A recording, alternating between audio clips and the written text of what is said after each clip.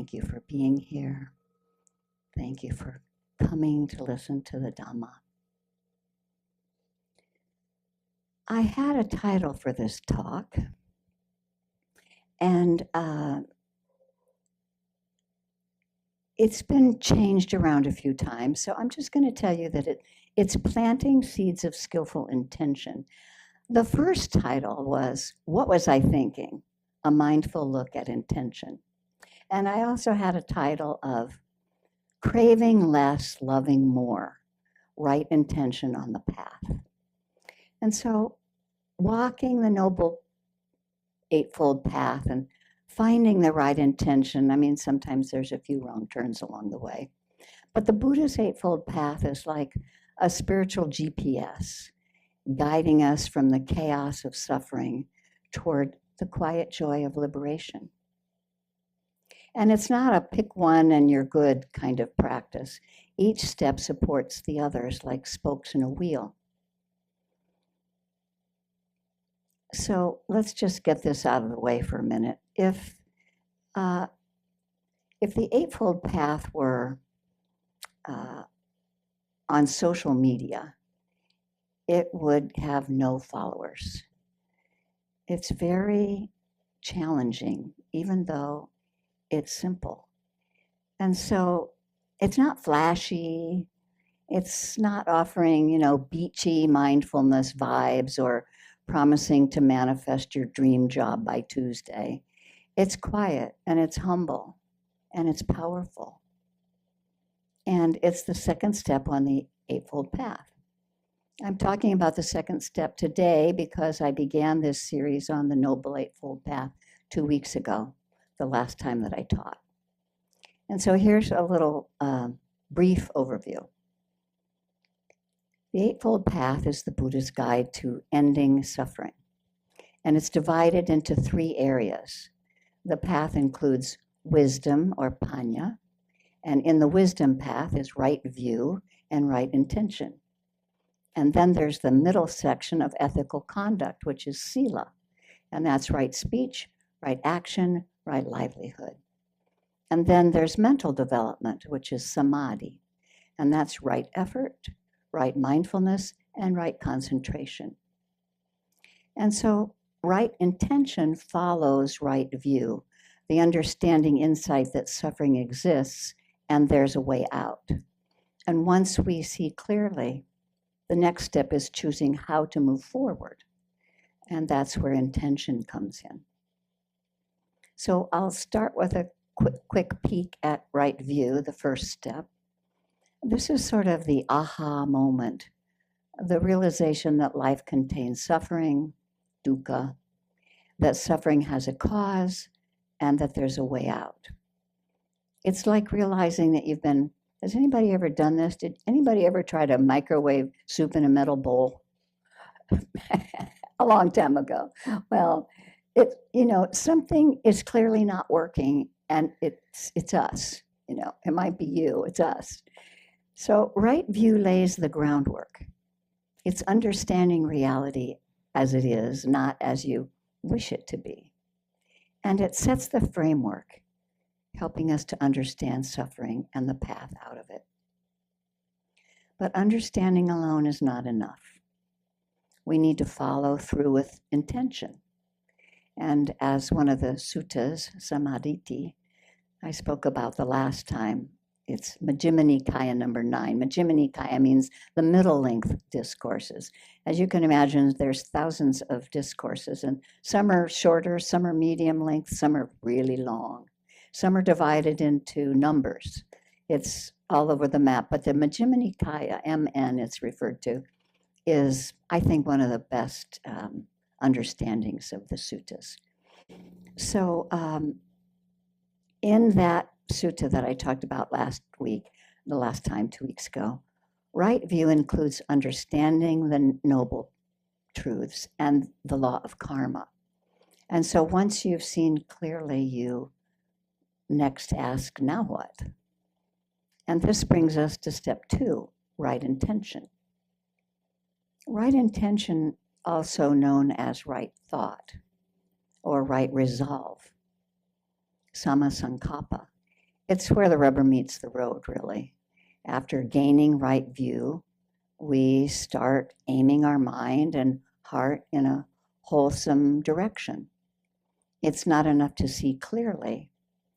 You also have to want to move in the right direction and make a sincere effort to do so. The Buddha broke right intention down into 3 parts. The intention of renunciation, letting go of craving.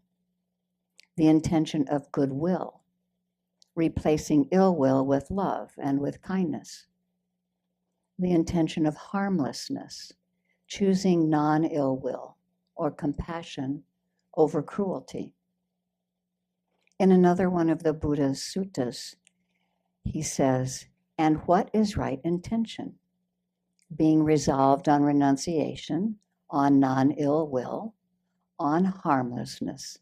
This is called right intention.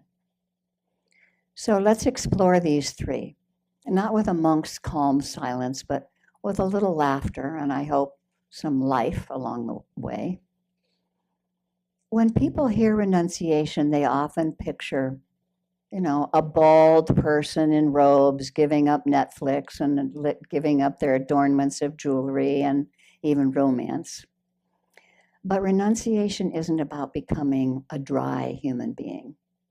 It's about giving up attachment, that gnawing desire that makes us say, I need that, or I can't be happy without this. But you know what? You can. And these aren't commands. They're directions, a compass pointing towards peace, towards freedom and compassion. So let's unpack them. The intention of renunciation. This isn't about giving up chocolate or swearing off online movies, unless of course you want to.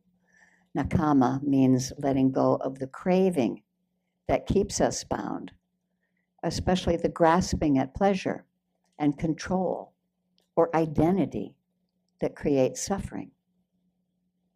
In another one of his suttas, MN 19, the Buddha recalls before his awakening how he carefully examined his thoughts.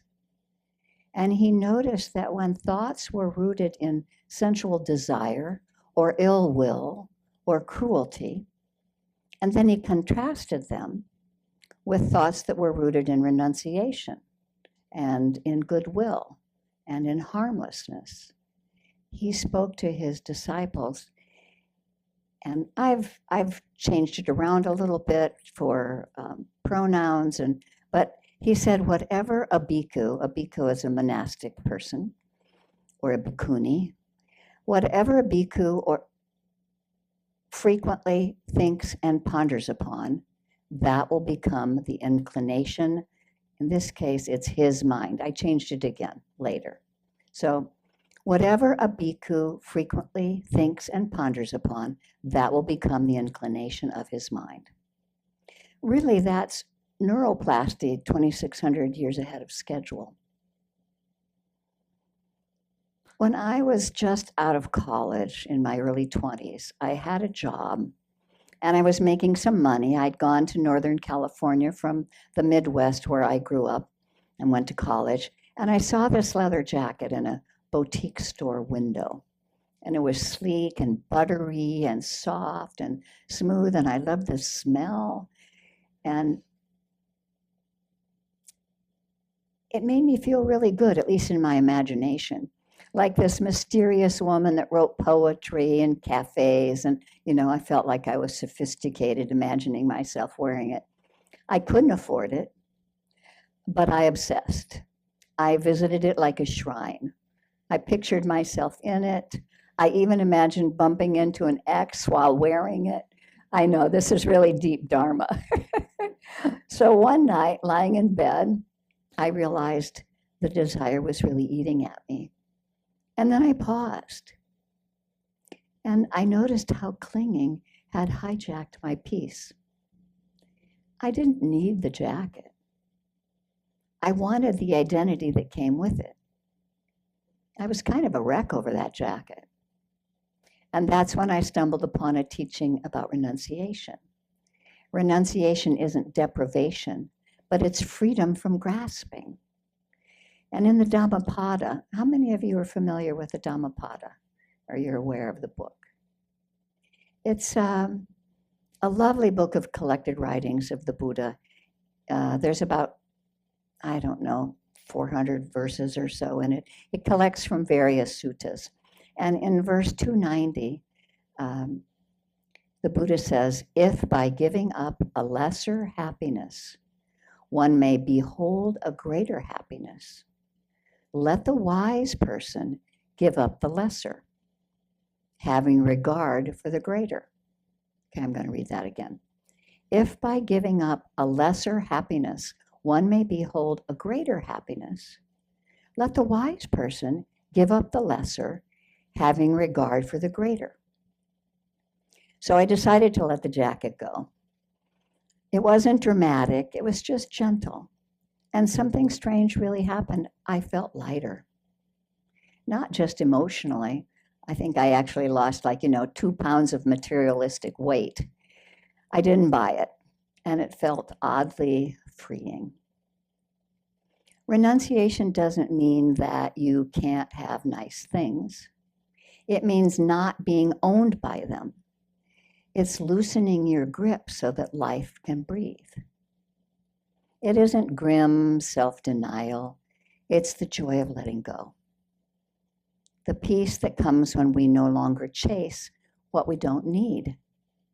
And the Buddha said in the Itivuttaka, one of the suttas that I quoted the last time, the mind that goes after pleasure is not freed from lust, but the mind that seeks renunciation finds peace.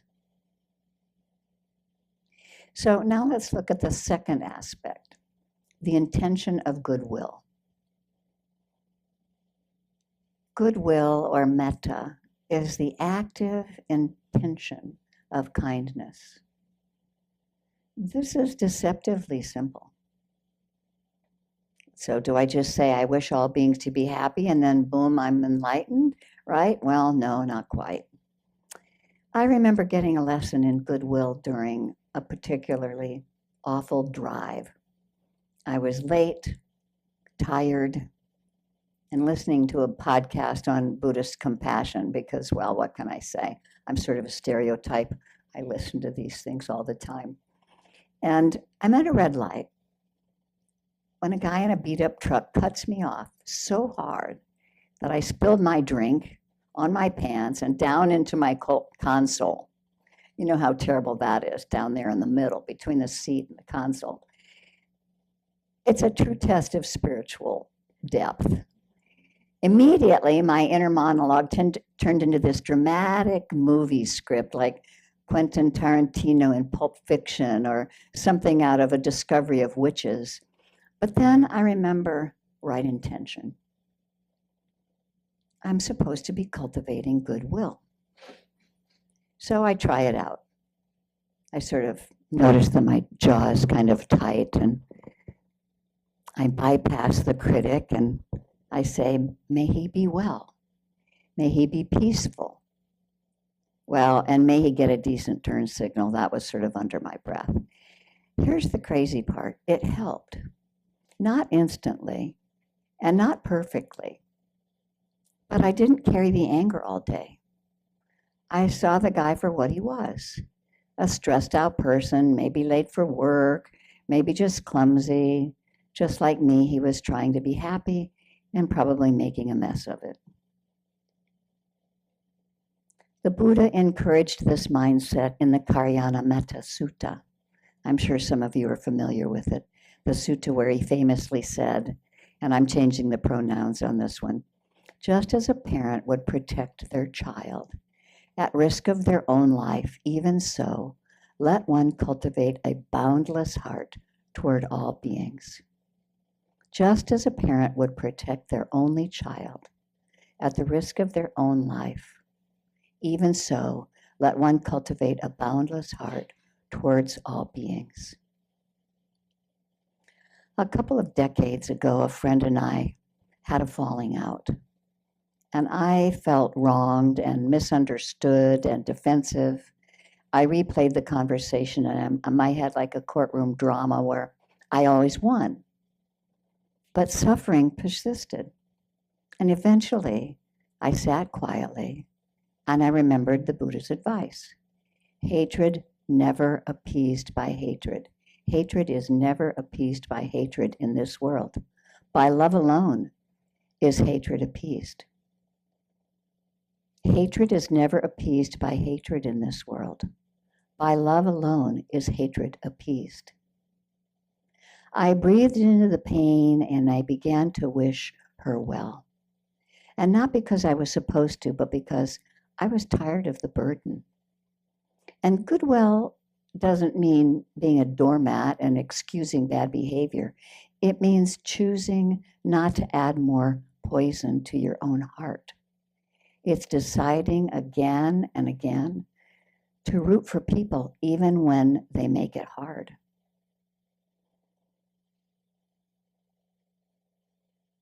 During a rough patch in a relationship, I got into this silly, heated argument over something small. I bet you've done this before. This was coffee grounds in the sink. And, really. But there I was, holding my ground like it was a very serious matter. And later I realized that it wasn't about coffee. It was about wanting to be heard. And the other person just wanted to feel safe. In that moment, ill will felt so righteous to me, but it burned both of us. Non-ill will is the quiet courage of pausing, softening, and asking, what's really going on here? And sometimes the kindest thing you say is nothing at all, just a breath, a hand on your heart, or a whispered metta phrase.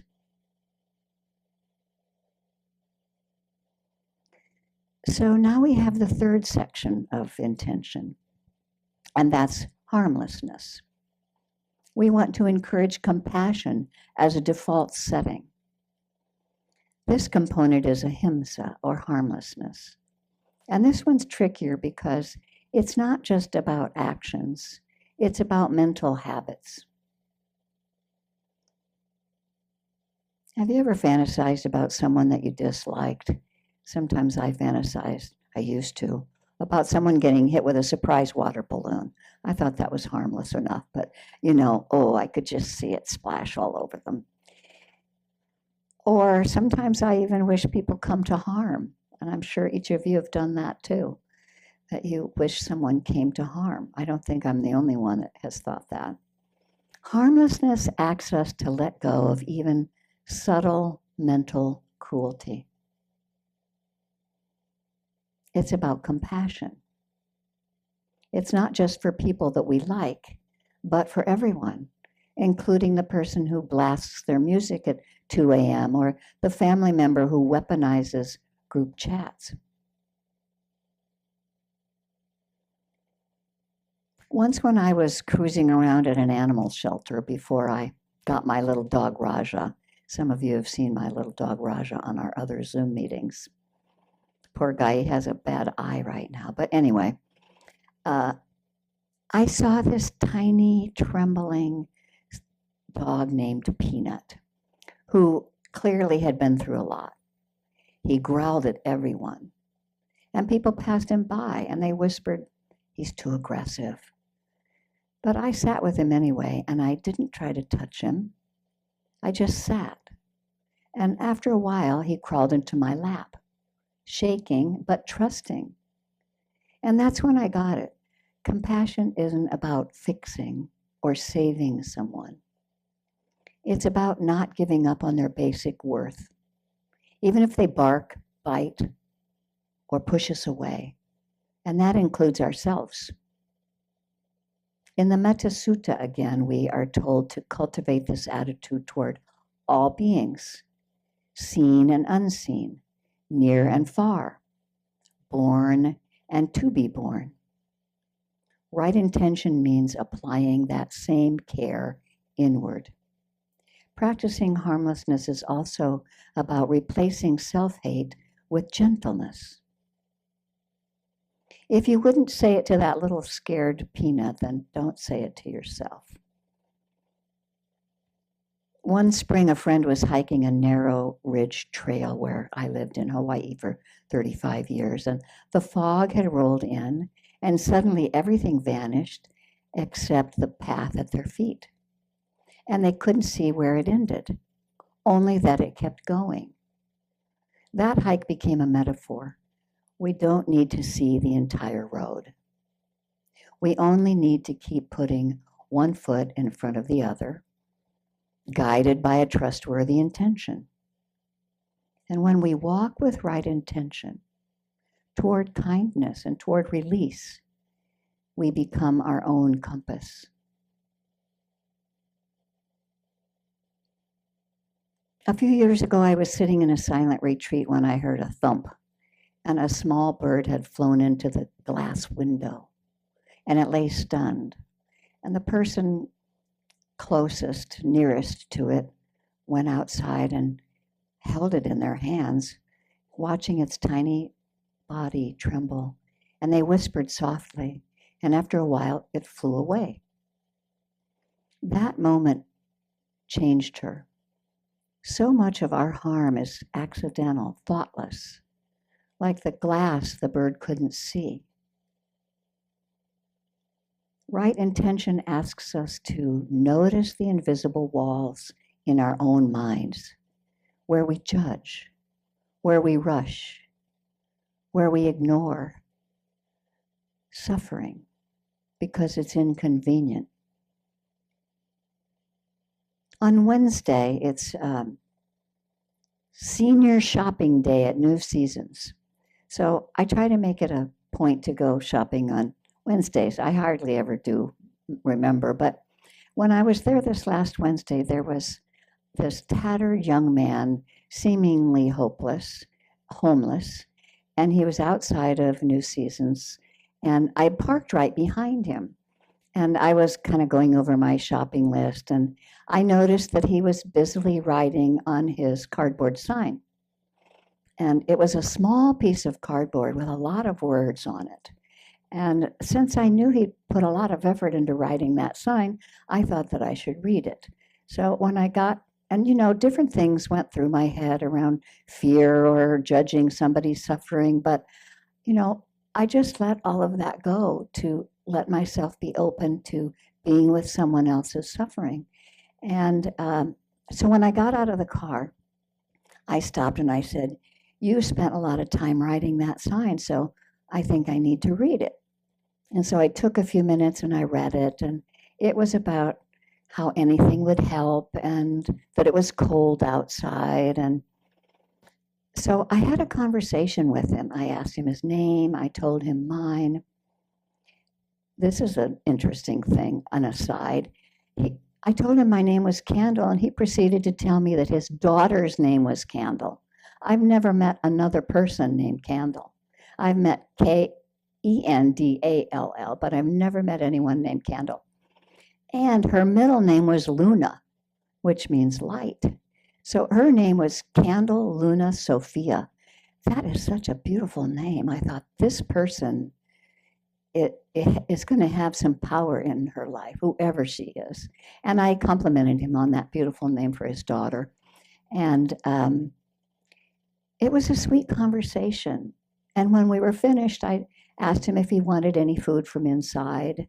And he was very unassuming. He just said some soup because it was cold.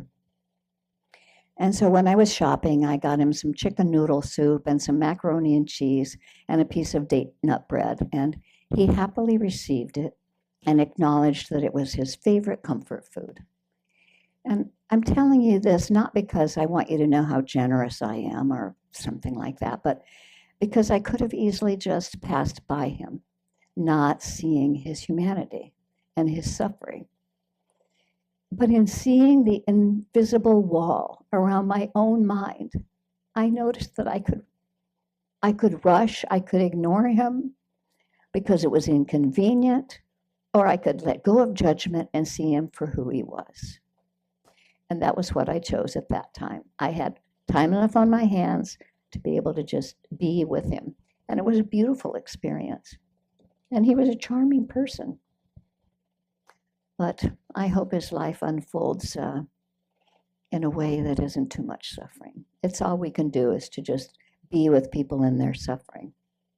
So again, in the Dhammapada, verse 130, the Buddha says, all tremble in violence, all fear death. Comparing others with oneself, one should not kill or cause others to kill. Even our thoughts can bruise the world. Harmlessness is the practice of softening the mind so that no one, not even ourselves, gets wounded by it. It's very subtle, harmlessness toward ourselves. And so why does it matter, you might ask? Okay, but what does intention actually do? Well, imagine your mind is a garden. Intention is what you choose to plant. If you constantly water anger, greed, and selfishness, guess what grows? But if you plant kindness, wisdom, and compassion, your life blooms in a different direction. The Buddha put it clearly in another sutta from the Jimma Nikaya again, MN 19, where he distinguishes between wholesome and unwholesome thoughts, like I mentioned some in our guided meditation. This is where he said, whatever a person frequently thinks and ponders upon, that will become the inclination of their mind. Whatever we think and frequently ponder upon, that will become the inclination of our minds. Right intention doesn't mean you'll always get it right. It's not about being perfect. It's about course correcting. Think of it like learning to play a guitar. Does anyone here play instruments?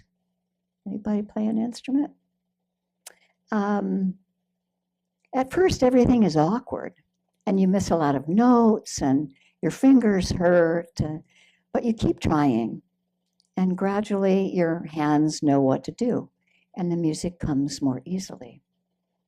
In the same way, practicing right intention shapes our mental habits. It doesn't eliminate problems from our life, but it changes our relationship with them. And we stop reacting from impulse and start responding from intention. Right intention is a muscle. It strengthens with practice, especially when we fall short, and we do fall short. But every time we remember, every time we choose renunciation over craving, goodwill over resentment, and compassion over harm, we're walking the path. So I have a few final thoughts. The second step of the Eightfold Path asks us to choose our inner direction again and again, with sincerity, with patience, and hopefully with a little humor. It's not about becoming a saint overnight. It's about remembering that your thoughts matter. Not because they're perfect, but because they shape your future self. I have this plaque at home on the back of the toilet. So every time you go to the bathroom, you look at it.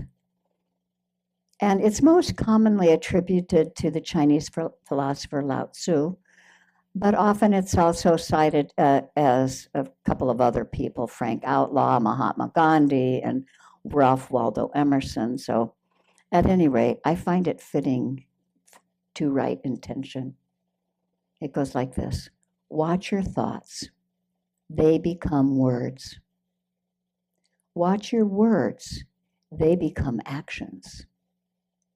Watch your actions. They become habits. Watch your habits. They become character. Watch your character. It becomes destiny. In the end, right intention is less about doing the right thing and more about becoming the kind of person who naturally leans toward what is wholesome.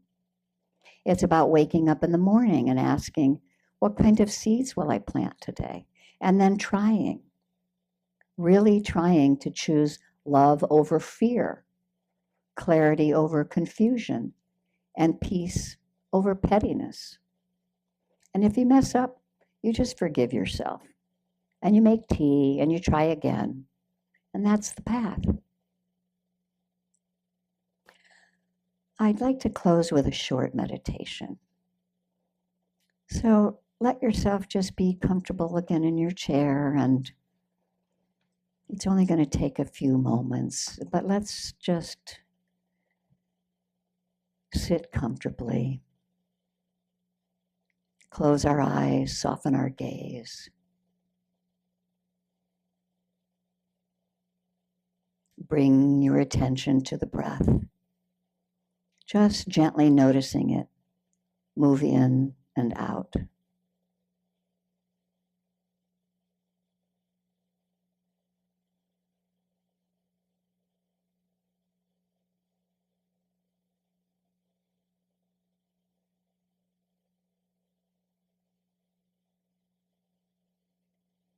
And now silently reflect, what is the intention I'm bringing to this moment?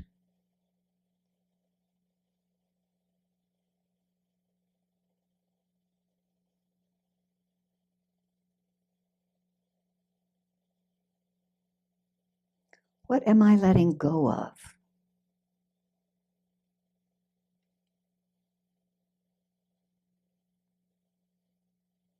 What am I moving toward?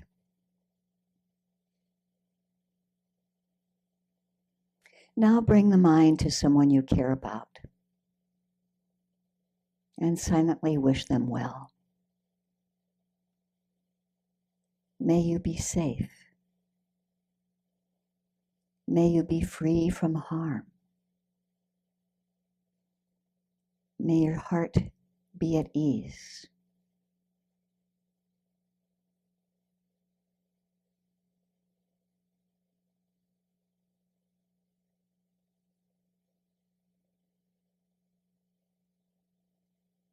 Now bring that same wish inward. May I be safe.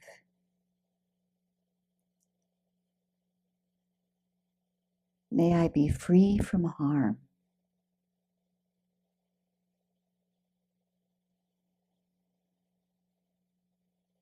May my heart be at ease.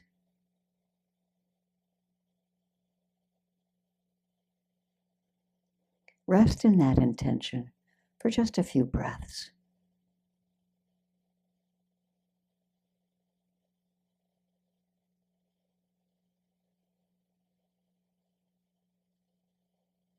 And when you're ready, if you'd like to, you can gently open your eyes. And let's just remember that right intention isn't just about behavior. It's about the direction of the heart. When we cultivate these intentions, they become the background music of our lives.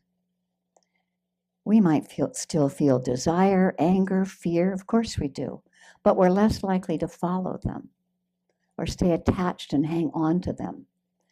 We can become more likely to pause and more likely to choose peace. Right intention strengthens with practice, especially when we fall short and every time we remember we are sowing new seeds. So I think I'll end here. If some of what I said was useful tonight, then keep it.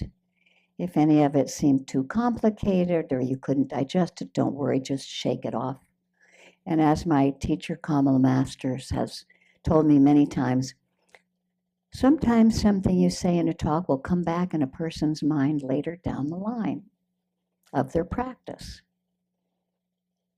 And they'll say, oh, I think I remember a teacher saying something about that one time. So let's just sit quietly for a few more moments and let all these words settle down.